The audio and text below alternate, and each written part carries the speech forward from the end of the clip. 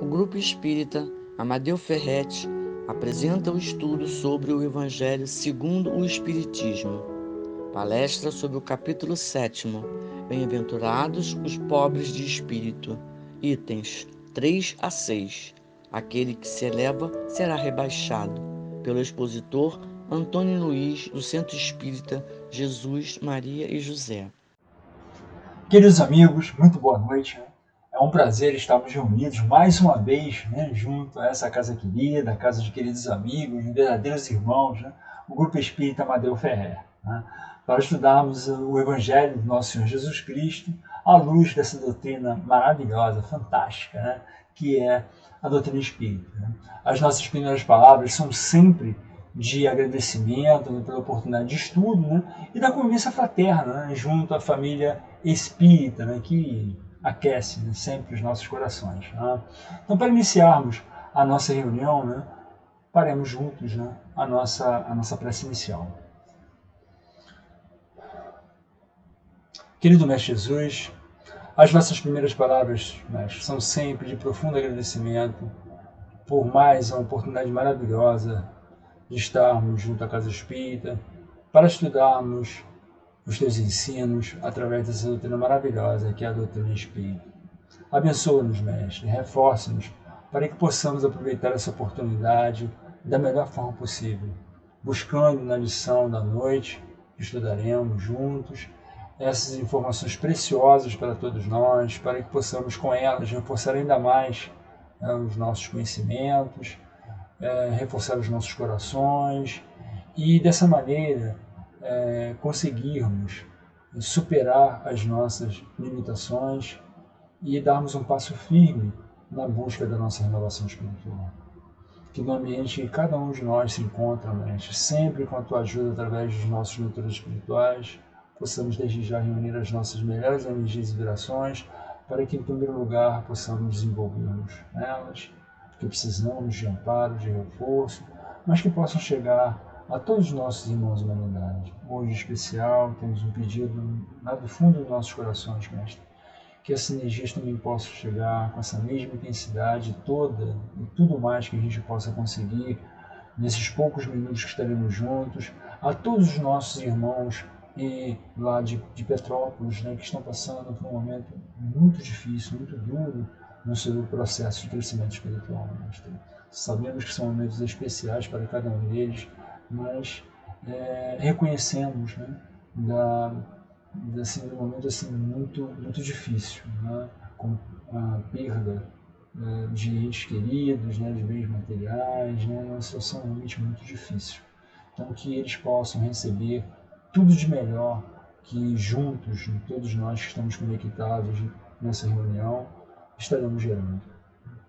Sendo assim, felizes e agradecidos e querendo estar hoje sempre envolvidos por Ti, pelas Tuas falanges benditas de paz, de luz, de amor e caridade, permita-nos em Teu nome, em nome dos mentores espirituais dessa casa, mas sobretudo em nome de Deus, darmos por iniciado a nossa reunião da noite. Que Tua paz envolva todos nós, hoje agradecemos.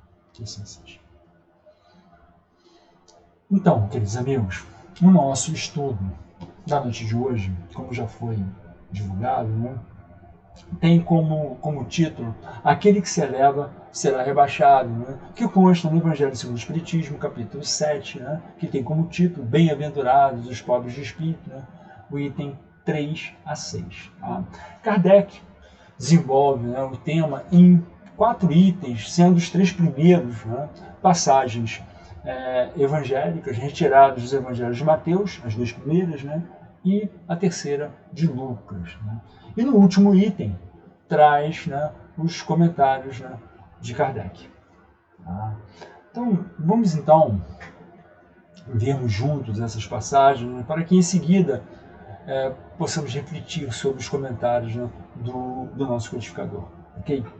Então, o item 3 nos diz o seguinte: por essa ocasião,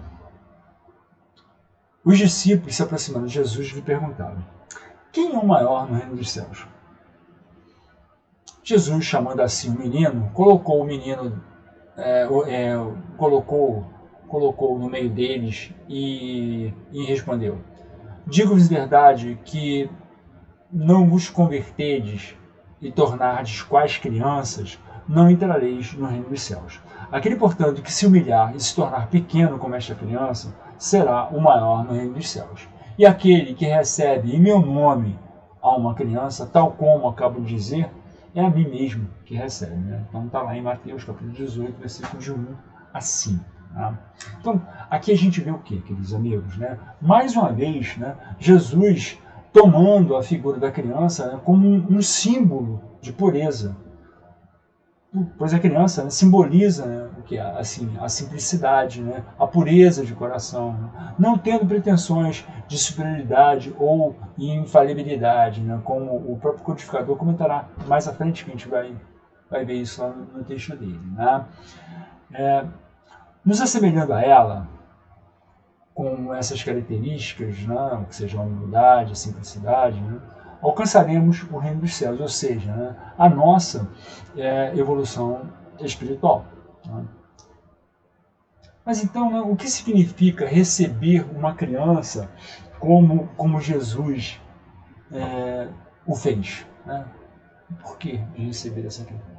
Que símbolo é esse? Né? O que significa isso para a gente? Né?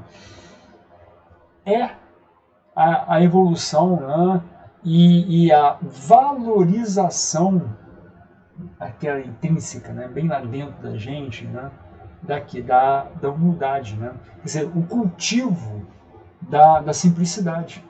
A criança, assim, é um modelo que Jesus nos apresenta para conquistar, né, as virtudes tão necessárias à nossa elevação espiritual. Por isso que ele diz, todo aquele que se humilha e se torna pequeno como uma criança, será o maior no reino dos céus. Não é a primeira vez, né, que Jesus faz essa comparação. Em outras passagens ele faz também essa comparação. Tivemos até a oportunidade de fazer um estudo há um tempo atrás, né, na semana passada, sobre essa questão, né, lá no capítulo 8, né, itens de 1 a 4, simplicidade e pureza de coração. Né? Jesus ali faz, né, coloca também, traz a figura da criança, né? E ali tendo uma conotação mais forte, né? Aquele deixar inimigo os pequeninos, né? E ali tem uma colocação, até Kardec desenvolve isso nesse estudo, assim, de forma fantástica, né? Mostrando não só o símbolo da pureza, né? Porque a gente sabe que a criança não tem, é um espírito em evolução, né? Mas também mostrando um momento especial para o espírito, né? Que retorna, né? Para receber ali, como tivesse um recomeço para processar, né? O seu processo de renovação espiritual. É fantástico, um estudo muito, muito incrível, e que também Jesus ali traz a criança, né, com esse exemplo de humildade, né, de pureza de coração. Então, assim, no item 4, na próxima passagem, né, que Kardec coloca de Jesus, né, nos diz o seguinte: então a mãe dos filhos de Zebedeu se aproximou dele com os seus 2 filhos e o adorou, dando a entender que lhe queria pedir alguma coisa. Né? Disse ele: que queres? Manda, disse ela, que estes meus 2 filhos tenham assento ao teu reino, um à tua direita e o outro à tua esquerda. Mas Jesus lhe respondeu: não sabes o que pedes. Podeis vós ambos beber o cálice que eu vou beber? E eles responderam: podemos. Jesus lhes replicou: né? É certo que bebereis o cálice que eu beber, mas pelo que respeita a vos sentares à minha direita ou à minha esquerda, não me cabe a mim vou-lo conceder. Isso será para aquele a quem o meu Pai tem preparado. Ouvindo isso, os 10 outros apóstolos se encheram de indignação, né, contra os 2 irmãos. Jesus, chamando-os para perto de si, lhes disse: sabeis que os príncipes das nações as dominam e que os grandes as tratam com império. Assim não deve ser entre vós. Ao contrário, aquele que quiser tornar-se maior, seja o vosso servo, e aquele que quiser ser o primeiro entre vós, seja o vosso escravo. Do mesmo modo que o Filho do Homem não veio para ser servido, mas para servir e dar a vida pela redenção de muitos. Né? Fantástico, né? Essa passagem do Cristo, né? Que está em Mateus capítulo 20, versículos de 20 a 28. Né? Então aqui a gente vê no relato de Mateus, né, o pedido de uma mãe para os seus filhos, né, que Jesus não atende. Mas por que Jesus não atende? Não? Porque seus filhos, e estamos falando aqui de Tiago Maior e João Evangelista, né, simplesmente isso, basicamente, né, embora decididos a enfrentar os dissabores da evolução consciente, porque tinham essa consciência já, né, eram espíritos preparados para isso, tinham muitos débitos ainda a resgatar. Afinal, espíritos em evolução, a caminho, né, da sua salvação, né, que é a evolução do espírito humano. Né, que a gente sabe que não acontece, né, por milagre, né, nem por concessão de privilégio, nem por menos por prescrição, né, e sim por merecimento, né, conquista. Né, são aquelas conquistas que todos nós temos que fazer. Né. Porque para nos tornarmos verdadeiramente grandes, né, devemos servir ao próximo sem cobrança. Né? Por isso que é uma forma, né, de se ter a humildade. Né? E a forma é essa. Né? É através da humildade que a gente vai ter essa conquista, que vai conseguir, na verdade, né, fazer, né, se dedicar, né, ao próximo. Né? É quando nós renunciamos, né, aos nossos interesses pessoais. Né? Se a gente se reportar, né, lá no lema da doutrina espírita, fora da caridade não há salvação, ou seja, né, como nos diz o próprio Espírito de verdade, se a abnegação e devotamento, né, que resumem todos os deveres, né, que a caridade e a humildade vos impõem, né, que é, na verdade, o ouvido de nós mesmos, né, de nós nos deixarmos de lado os nossos interesses pessoais, né, e nos dedicarmos, né, ao próximo, ou seja, abnegação e devotamento. O outro vem em primeiro lugar. Né? Nós abrimos mão, e abrir mão do interesse pessoal, queridos amigos, a gente sabe que é a grande batalha, né, que nós temos que lutar, né, como diz no estudo do orgulho, né, e do egoísmo. Né? É o monstro devorador de consciências, né, que é o verdadeiro combate, né, que todo espírito humano tem que travar, né, consigo mesmo, né, para conseguir galgar, né, situações evolutivas, né, dando um passo, né, no seu processo de crescimento. Né? Então, nessa passagem, Jesus nos dá o que? A lição, né, de humildade, pois só nos despojando de todos os sentimentos mesquinhos e maldosos, né, é que conseguiremos, né, ser maior no reino dos céus. Né? Não são títulos que nos levam lá, né? É a nossa evolução espiritual. Né? Pois não se vai a Deus, né, senão pelo nosso próximo. Servir ao próximo é servir a Deus, né, tornando-se grande aos seus olhos. Né? É a abnegação e devotamento. Né? É o sentido de piedade, né? Criar a piedade para, nessa criação de piedade, a gente conquista, né, a humildade, e aí está de mãos dadas, né, com a caridade, que é o amor e movimento. Né?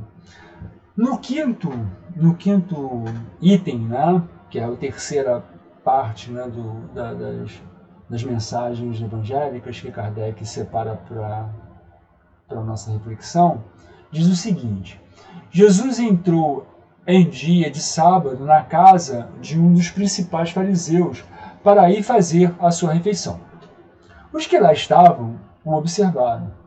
Então, notando que os convidados escolhiam os primeiros lugares, propôs uma parábola dizendo: quando fordes convidados para as bodas, não tomeis o primeiro lugar, para que não suceda que, havendo entre os convidados uma pessoa mais considerada do que vós, aquele que vos haja convidado venha dizer-vos: dai vosso lugar a este, e vos vejais constrangidos a ocupar, cheios de vergonha, o último lugar.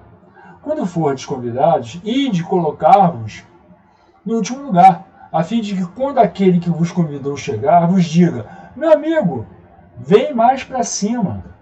Isso, então, será para vós um motivo de glória diante de todos os que estiverem convosco à mesa. Porquanto todo aquele que se eleva será rebaixado, e todo aquele que se abaixa será elevado. Né? Então está no Evangelho de Lucas, capítulo 14, itens 1 e 7 a 11.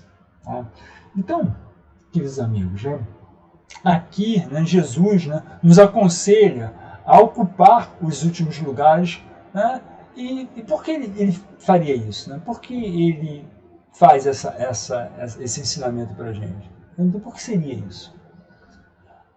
Porque quando pretendemos, né, os primeiros lugares, manifestamos o quê?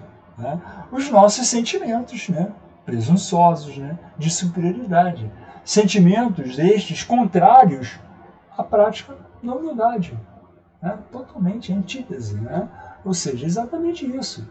Quando eu busco porque eu me acho. Né? Eu quero realmente aquele lugar porque eu acho que aquele me pertence. Né? Então eu me coloco melhor e acima do próximo.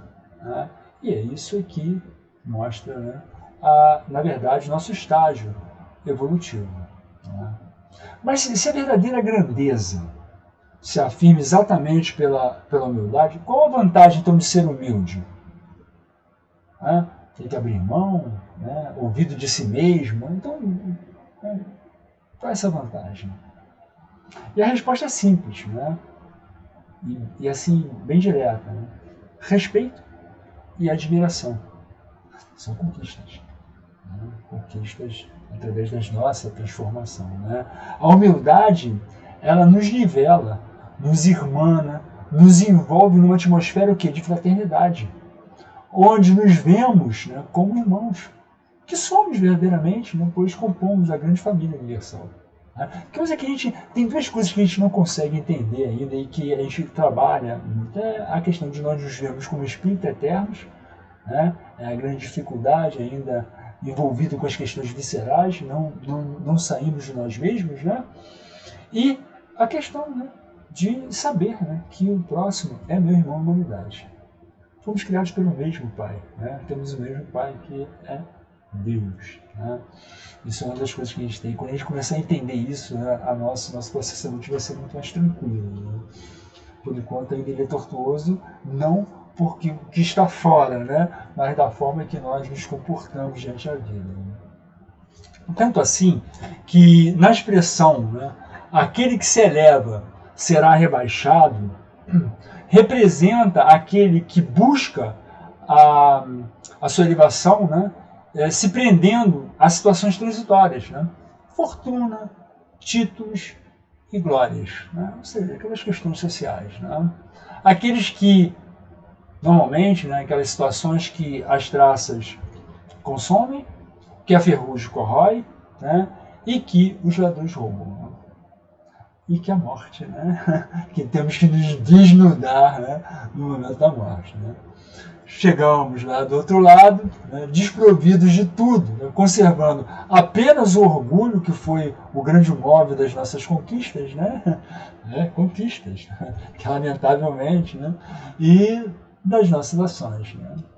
Porém, né, agora numa posição muito mais delicada, né, e muito assim, mais humilhante, né, muito triste, né, porque a realidade é outra.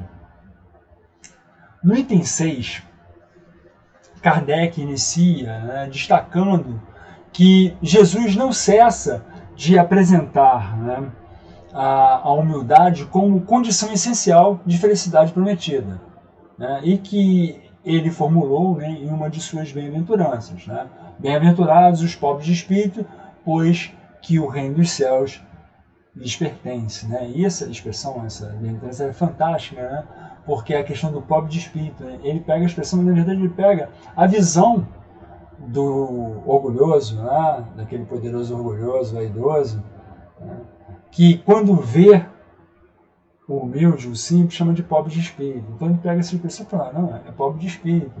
Então o ser pobre de espírito não é uma situação pejorativa, muito pelo contrário, né? Ela simboliza exatamente o humilde, né? O simples de coração. aquele que verá a Deus, né? Aquele, né, que o entenderá, né? Que chega nesse estágio, né?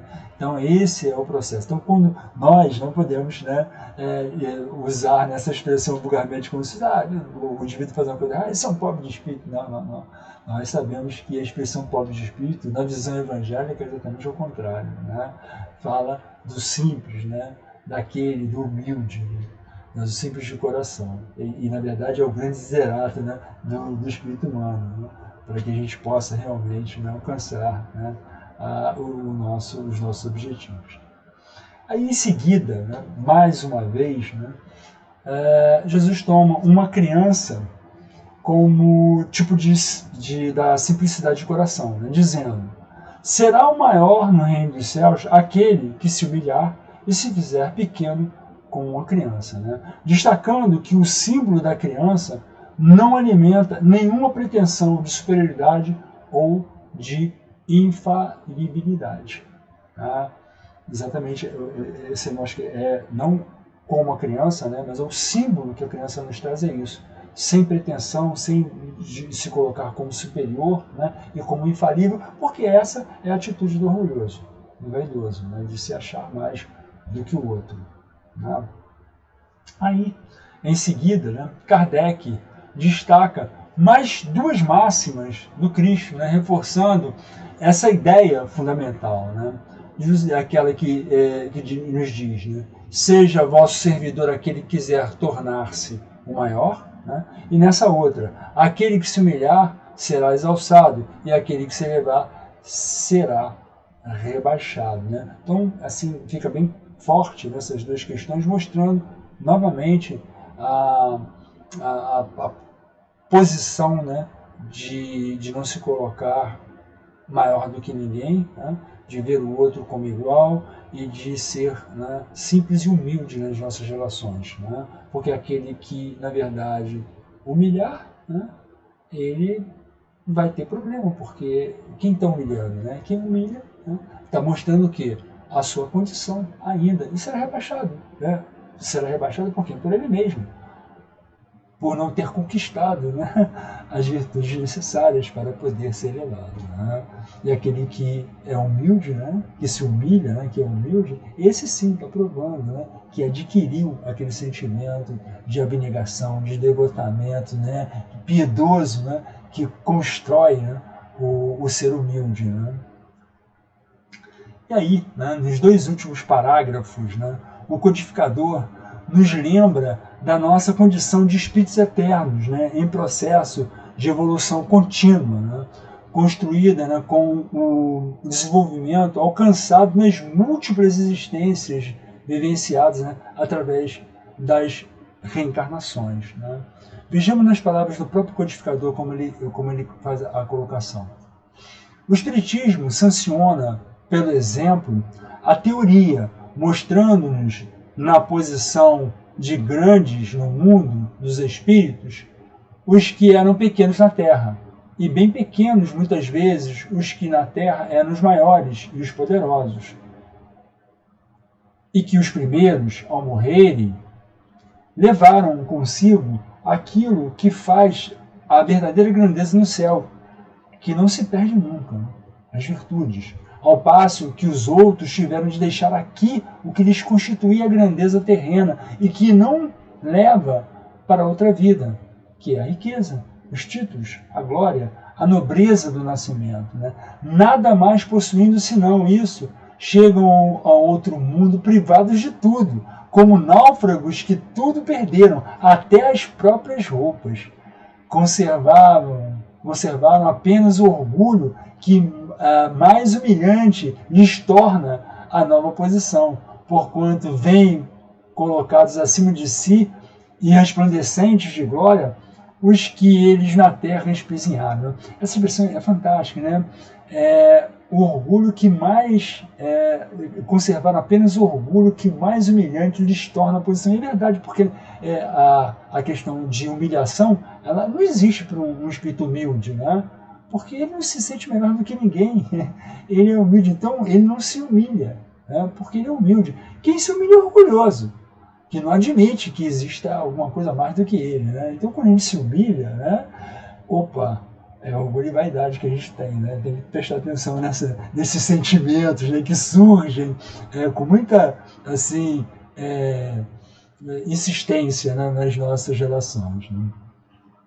Um grande exemplo, né, dessa situação que Kardec descreve para a gente, né, é descrito no capítulo 2 do Evangelho segundo o Espiritismo, no item 8, né, chamado Uma Realeza Terrestre, né, que é um relato da Rainha de França. Né? Vejamos o relato dela.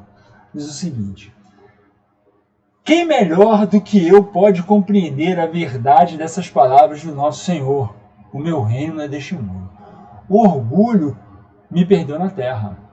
Quem, pois, compreenderia o nenhum valor dos reinos da terra se eu não o compreendia? Que trouxe eu comigo da minha realeza terrena? Nada. Absolutamente nada. E como que para tornar mais terrível a lição, ela nem sequer me acompanhou até o túmulo. Rainha entre os homens, como rainha julguei que penetrasse no reino dos céus.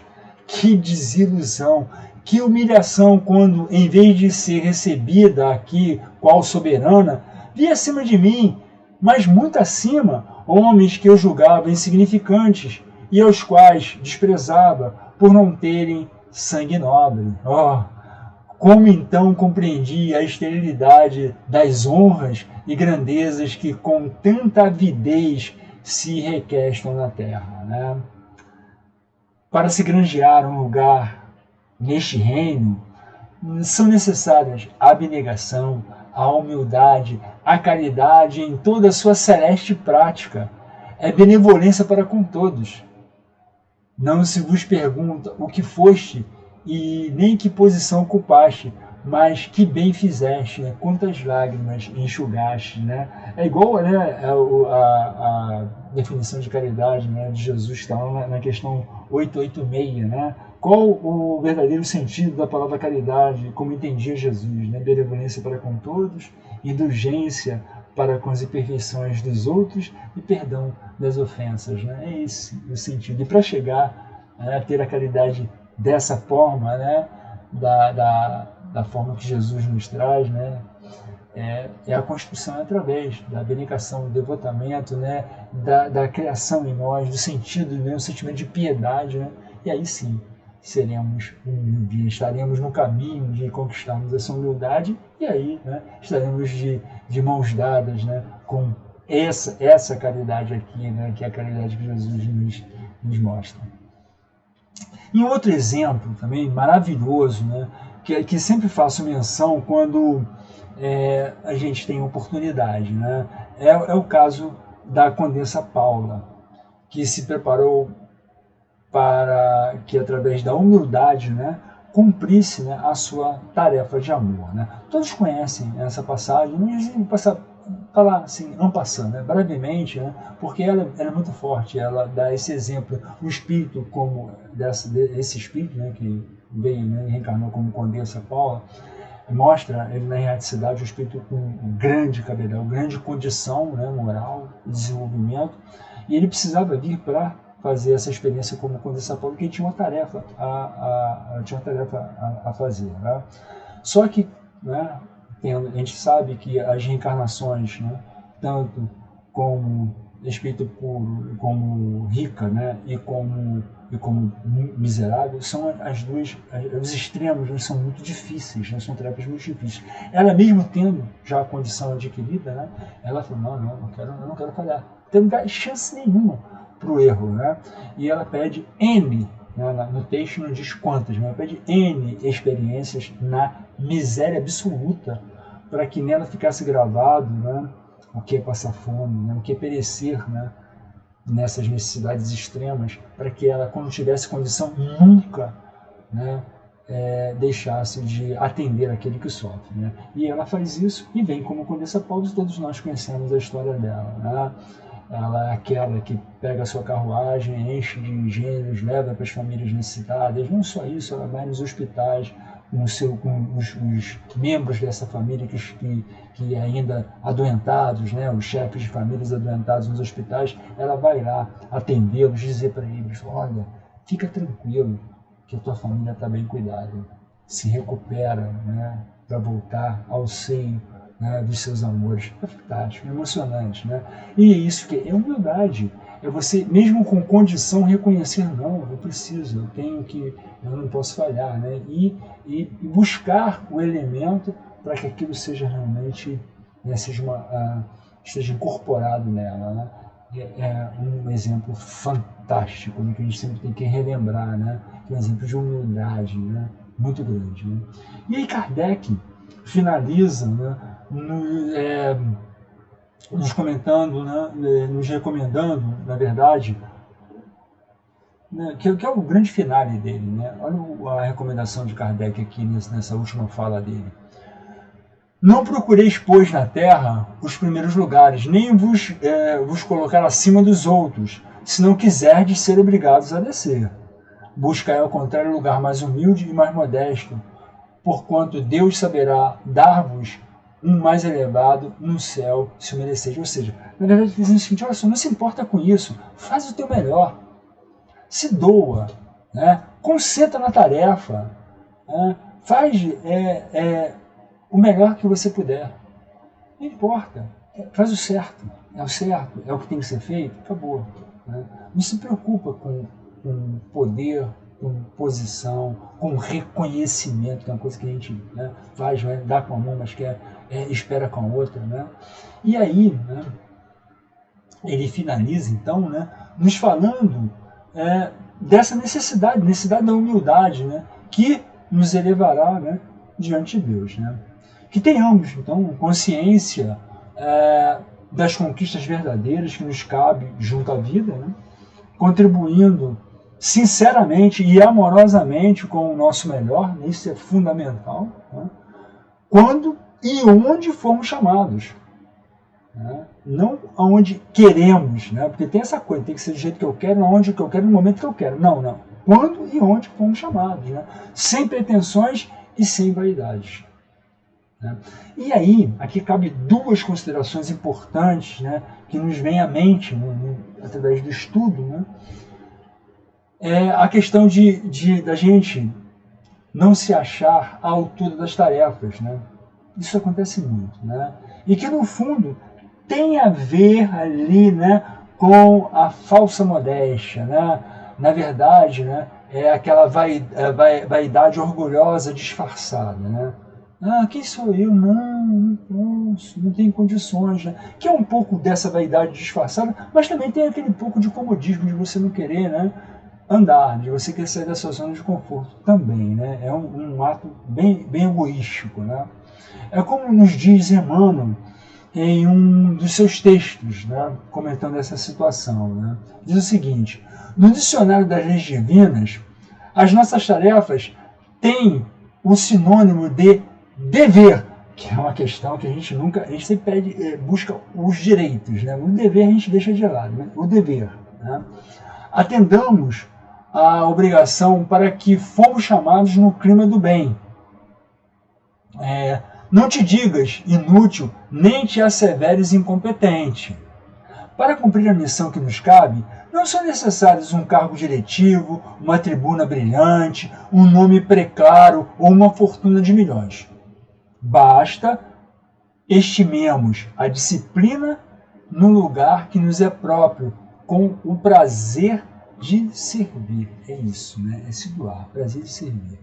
Esse sentimento que a gente tem que cultivar na gente. Né? E tem uma outra colocação também de Emmanuel, nos chamando a atenção numa interpretação fantástica, né, da ânsia dos primeiros lugares. Né?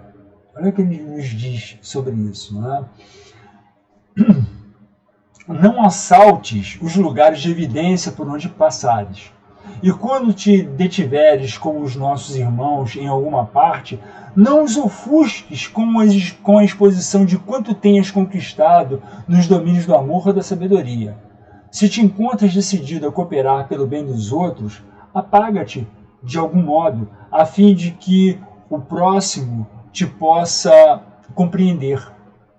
Impondo normas ou exigindo poder, nada conseguirás senão estabelecer mais perturbação. Né? É fantástico, né? Porque isso é um comportamento muito comum na gente, né? da gente colocar as nossas concepções, né, os nossos conceitos primeiro, depois, né? Temos a primeira palavra, temos a última palavra. Você tem que ser do jeito que a gente quer, né? E usamos muitas vezes as nossas conquistas que até tivemos, né? Mas e aí? Ela é feita para isso? Para humilhar, para impor? Ou ela é feita para construir, para ajudar, para auxiliar? Né? Vamos baixar um pouco para que o outro possa crescer? Ou não? Tem que ser sempre eu, né? A oportunidade sempre é minha. Como é que é isso, né? Então essa questão, e muitas vezes isso acontece, gente, na nossa vida, até na casa espírita, em todos os cantos, né, das nossas relações, muitas vezes nós nos colocamos dessa maneira. Então essa leitura, né, dos primeiros lugares, achei muito importante, né, para sempre nos alertar, né, sobre alguma coisa muito próxima ainda da gente, né? Então, queridos amigos, né, ficamos por aqui, já até estouramos um pouco tempo, pedimos desculpa, né? Assim, extremamente agradecidos, né, por mais essa oportunidade maravilhosa de estudo, né, e dessa conversa fraterna, né, com os nossos queridos irmãos, né, que tanto aquece, né, os nossos corações, né? Então, vamos fazer a nossa prece final. Querido Mestre Jesus, te agradecemos profundamente, Mestre, por mais essa oportunidade maravilhosa que tivemos de estarmos reunidos com a nossa família espiritual, estudando um pouco mais dos teus ensinos através dessa doutrina maravilhosa que é a doutrina espírita. Abençoa-nos, Mestre, reforce-nos para que possamos realmente reforçar em nós tudo aquilo que aqui estudamos, que ele fique bem forte em nossas mentes, em nossos corações, para que as nossas experiências e todas aquelas oportunidades que recebemos a cada minuto de nossas vidas possam ser aproveitadas integralmente. E nesse momento, nesse instante, Mestre querido, te reforçamos o nosso pedido da nossa prece inicial, que essas energias que temos certeza que foram geradas possam realmente chegar a todos os nossos irmãos da humanidade, mas em especial aos nossos queridos irmãos lá de Petrópolis. Que a tua paz e que teu amor permaneça em nossos corações, hoje, agora e sempre. Que assim seja, e graças a Deus. Então, queridos amigos, agradecemos mais uma vez, né, e desejamos a todos, né, muita paz. Até a próxima, uma boa noite para todos. Tchau, tchau. Convidamos a todos para assistirem à nossa próxima palestra, dia 28 de fevereiro, às 18 horas. Estudo do Evangelho segundo o Espiritismo, capítulo 7º, Bem-aventurados os pobres de espírito, itens 7 a 10, Mistérios ocultos aos sábios e aos prudentes, pela expositora Thaisa Rufino, do Grupo Espírita Amadeu Ferretti. Aguardamos vocês!